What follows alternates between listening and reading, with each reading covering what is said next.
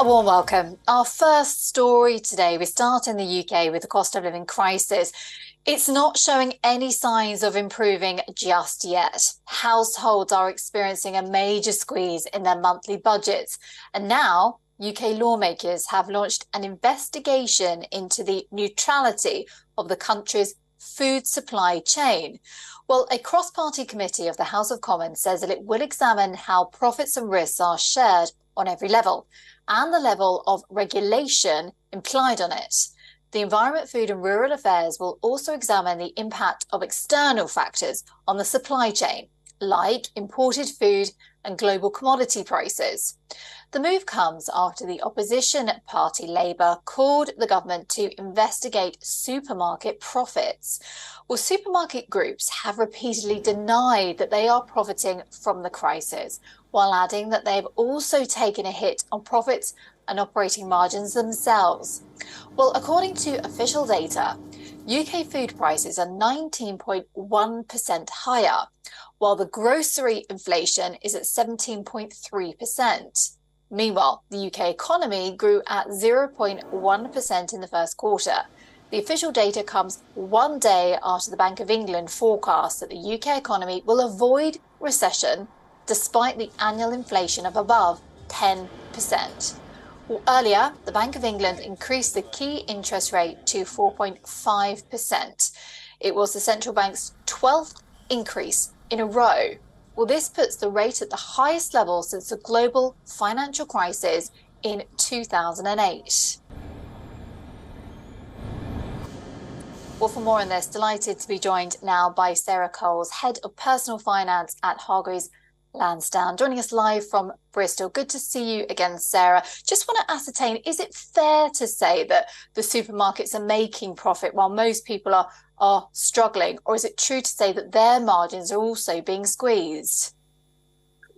Well, definitely their margins are being squeezed. They're still making profits, but they're making fewer profits. And when Tesco was put under pressure about this, it did highlight that although it's making sort of a profit margin of around 4%, if you look at the big food producers, so the things that make the big brands that we know, they're making sort of profit margins closer to 16%. So the supermarkets are keen to sort of say, yes, we're making some profits, but we're not making the most profits in this system. I think one of the things that the bank said yesterday, the Bank of England, was it made quite clear that it doesn't think that supermarkets are profiteering. And the Treasury also has sort of said it doesn't believe that this is the fundamental issue, but it does want supermarkets to do more because, as you say, prices are really rising. So the idea of this committee is to look where the profits are being made, where the risks are being taken. One of the issues you mentioned is legislation. So this is something that the supermarkets brought up with the Treasury and said, well, life would be much easier if we didn't have to meet sort of legislative demands on things like packaging, on things like sort of, whether the markets will have to work. And so they're going to look into all different aspects of it to see whether they can slice some extra cost out of the process. And it's a really important part of the issue because obviously the bank was saying one of the reasons why it's put up interest rates is because food inflation has actually been higher than it had been expecting. Yeah, it's a really sticky situation because, as we know, inflation is very stubborn. And now that food prices have gone up so much, so say, for example, when you're going to buy a sandwich and that price has gone up quite noticeably, even if, for example, Russia left Ukraine tomorrow and the war was over, that price of that sandwich is not going to come down, is it? That's one of the issues with food inflation. So it takes a long time for changes in wholesale prices to sort of filter through. We've actually seen some of these wholesale prices really come down. Some of it happens incredibly quickly. So it is worth saying, so things like milk, for example, what happened with milk is that we stopped buying so much of it because it's gone up by about 40% to 70p a pint. So we stopped buying so much of it. And then there was a glut. There was a short-term glut. So the supermarkets have been able to bring down the prices overnight for this supermarket because there's obviously milk doesn't keep as well as other things do.